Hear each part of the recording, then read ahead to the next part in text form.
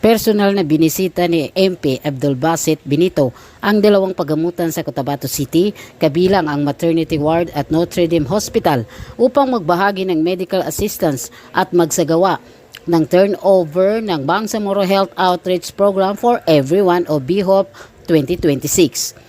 Ayon kay MP Benito, lubos ang kanyang pasasalamat sa mainit na pagtanggap ng dalawang ospital sa kanilang tanggapan.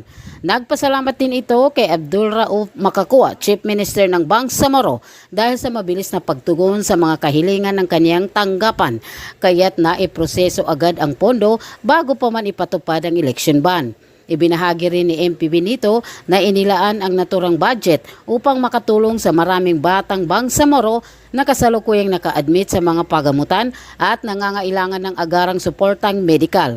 Anya, mahalagang maipaabot ang tulong sa mga pamilyang kapos sa kakayahang tustusan ang pagpapagamot ng kanilang mga anak.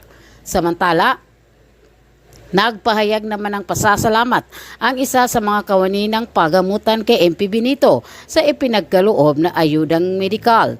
Umaasa rin ito na mas marami pang programang katulad ng BHOP ang maipagpapatuloy upang mas marami pang pasyenteng Bangsamoro ang matulungan. Mula dito sa Cotabato City, ito ang inyong kabangsamoro Tet Uyag kasama si Joko Dales kasangga sa pagbabalita.